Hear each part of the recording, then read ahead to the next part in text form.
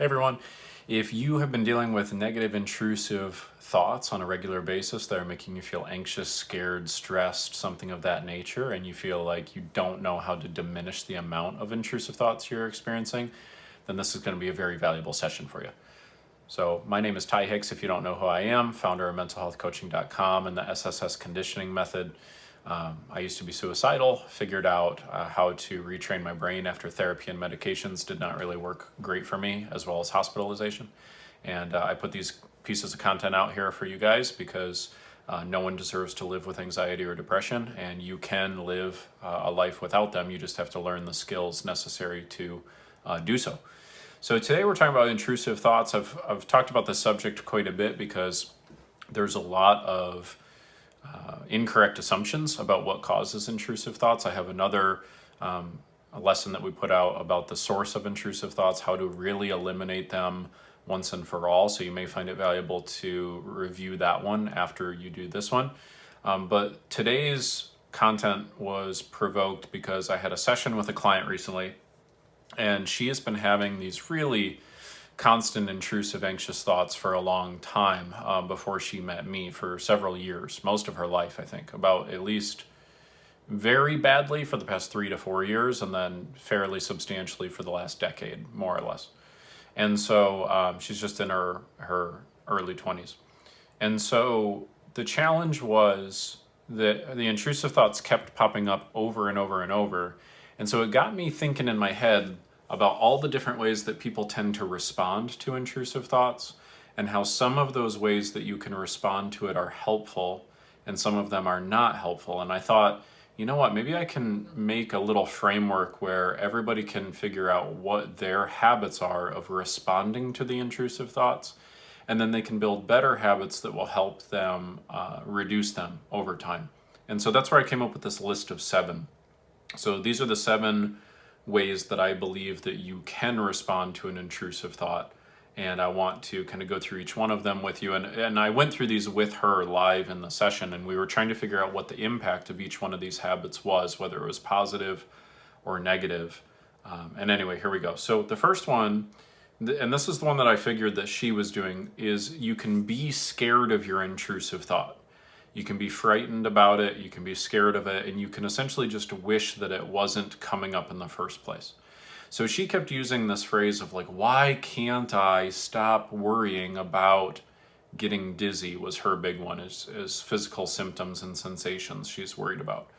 And so what would happen is she'd get herself worked up, feeling anxious. Her mind would start to feel a little lightheaded or dizzy, and then she would then have this reaction to the intrusive thinking that got her to there, saying, why can't I just stop thinking like this? Right? And then if you notice, the why can't I mode of thinking is itself another intrusive thought. So the problem with just like wishing them away, like wishing that the thinking wasn't there and just wishing it to be different, is it's not different, right? And there's always a increase in anxiety the more we argue with the present moment. So you may have seen my lesson on the formula for fulfillment, or the formula for peace of mind. So the formula for peace of mind is when our life conditions equal or match our expectations, right? So if I am making $50,000 a year and that's the amount of money I think I should be making, then I'm not going to be stressed. I'm going to be pleased and happy with that. If I think I should be making 70 grand a year and I'm only making 50, I'm going to be stressed and upset, maybe even depressed about it, right? So when in the moment you have an intrusive thought and then you immediately curse the intrusive thought and say, damn it, intrusive thought, why the hell are you here? Why did you have to pop up in the first place? Can't you just go away forever and never pop up ever again, right? It's reasonable that you'd have that knee-jerk reaction. It's just that knee-jerk reaction doesn't help you at all. It just makes it worse. It just compounds the effect of the intrusive thinking. So we don't want to do that. The second thing you can do, and that I identified that she was doing, is you can try to avoid your intrusive thoughts through distraction. And this is what she would do some of the time. So she would play on her phone, or she would, watch TV or something like that. And that is maybe slightly more effective than number 1, because you can at least temporarily numb it out and you can forget about it for a little while. But if you notice, when you're doing the distraction strategy, you're still pretty much doing number one, which is you're just wishing for the intrusive thought to never pop up again. And you're using distractions as a way to try to accommodate that or to appease that. The challenge with the distraction mode as well is it's not sustainable, right? You can distract yourself temporarily to get through the day, but when you just revolve your life around distracting yourself, you start to feel like you're not growing, you start to feel like you're not living up to your potential, and therefore your self-esteem declines. And it can also impact your relationships too, because if you just crave distraction all the time, then it's not going to work great. You're going to be taking yourself out of the present moment continuously and not feeling like you can connect with other people. So the third thing you can do with intrusive thinking is you can get angry that it is coming up, and you can stick to a story of should. Okay, so a story of should would be essentially, for her, it was, I shouldn't ever feel dizzy, I shouldn't ever feel anxious, I shouldn't this, I shouldn't that. Right? And you can just continue to be upset that the intrusive thinking is there and just continue to argue with it, but use specific language of I should, I shouldn't, I should. And again, this is almost always going to just make it worse, right? Pretty much every single time. Okay, the fourth thing you can do is you can do kind of the DBT process, right? You can let the intrusive thought come and go without adding any energy to it. Don't make the fact that the thought has popped up wrong, just observe it and let it go. Okay, now this particular therapy strategy can be very helpful for a good number of people. I have even had a couple of clients where I have utilized this specifically, and it works pretty good some of the time. It's kind of 50-50, I have found. So for this particular client, I gave her the assignment of, you know what, your anxiety is just through the roof. You keep arguing with all of the thoughts that you're having. Here's what we're going to do. You're going to practice for a week just being okay with whatever it is that you feel. So if you feel anxious, let it be okay that you feel anxious. If you feel angry about having to be okay with being anxious, let it be okay that you're feeling angry about being anxious. Right? And just continue to reaffirm for yourself whatever you're feeling in the moment, it's okay that you're feeling what you're feeling. And that ended up working quite a bit for her. Now, it wasn't the full solution, but it did get the anxiety reduced by about 20-25%, which was pretty helpful, right? And so that's why I found that we need to add some of these other things to it, because sometimes people end up relapsing back to number one. So they detach, and they just kind of practice letting it go and letting it go. And what's cool about that is when you do that, it does lessen the amount of intrusive thoughts, because otherwise you have this core initial intrusive thought that comes up like, oh my gosh, what if I get in a car wreck? Right? And then you add this second layer of intrusive thought that's like, I shouldn't be thinking about getting in a car wreck.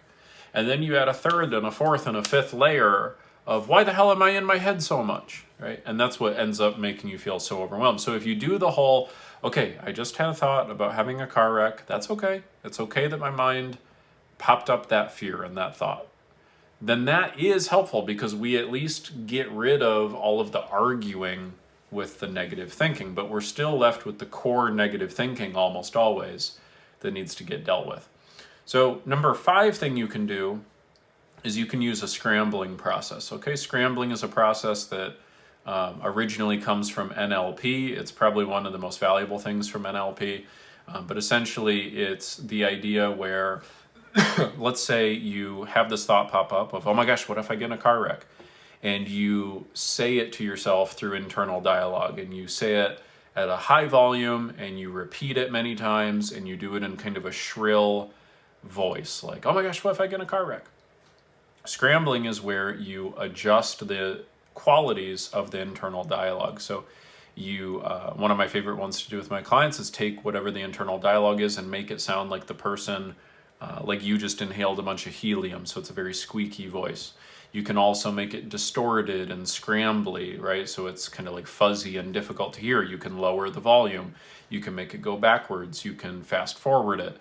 And by scrambling up the old language pattern that would go on in your mind, you end up confusing the brain. That's what we call therapeutic confusion. So your brain is like, what? That's so weird. I'm going to get in a car. That's what? It doesn't even make sense. And so now your brain is not really believing that you're going to get in a car wreck because you've taken that old pattern and you've disrupted it and made it confusing to the brain. So it kind of rejects that old thought. You can do the same thing in a different way with visualization. So if you visualize yourself getting in the car wreck or passing out, there's a scrambling process for that too. So that's one thing you can do with intrusive thinking. Scrambling tends to be pretty effective as well, okay?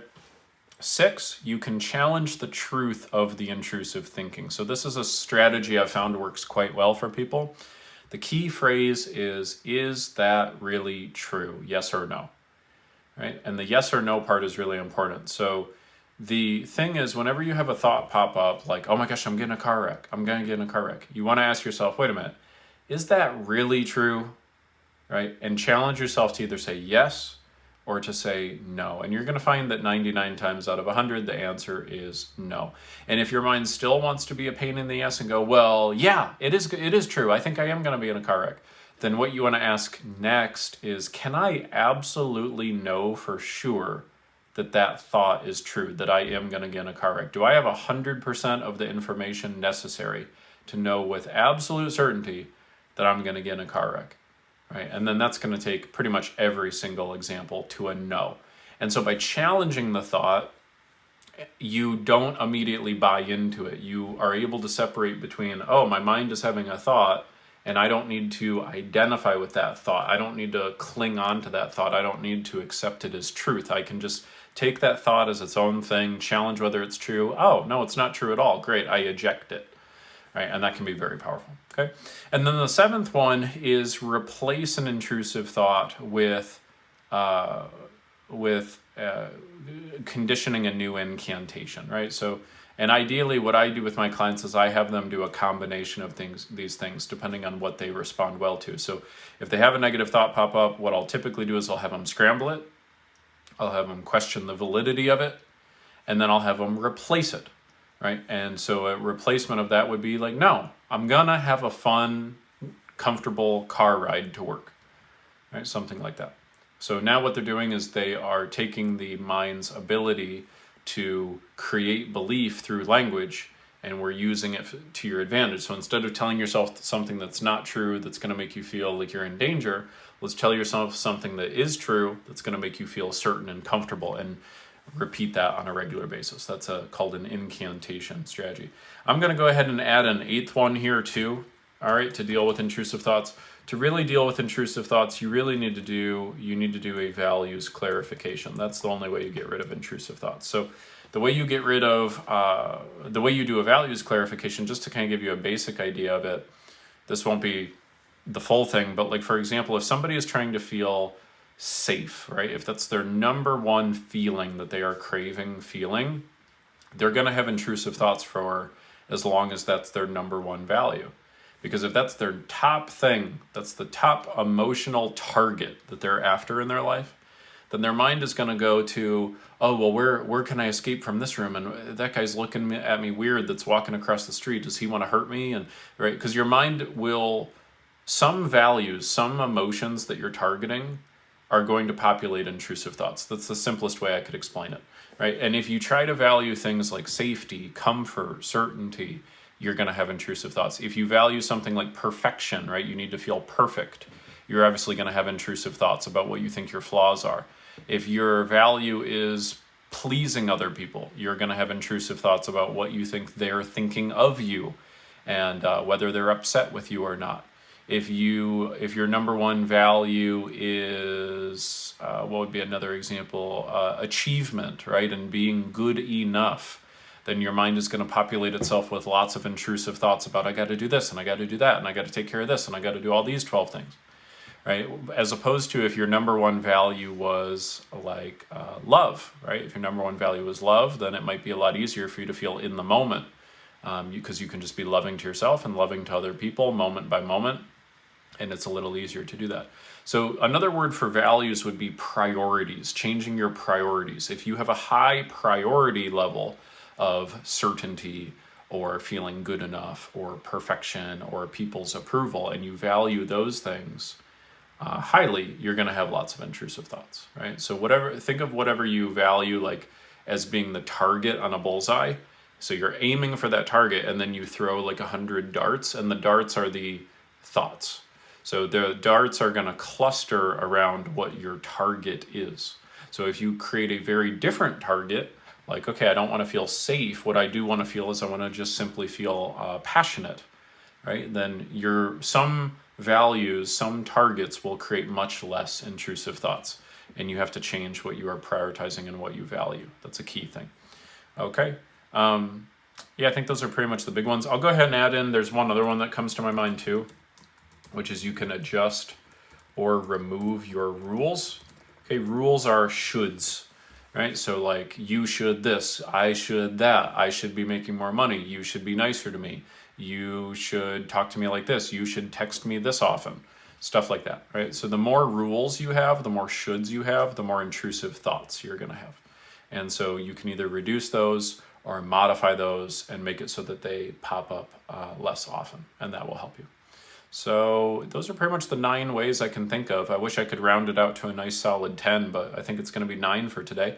So I hope that was useful for you. I'm curious in the comments if you want to let me know which of those 9 you think would work best for you. That would be very valuable to see from the community. As always, share this with somebody, like, comment, save it. Every engagement helps pass it on to somebody else, which is helpful. And I'll be excited to serve you in the next lesson, okay? Take care, guys. Bye.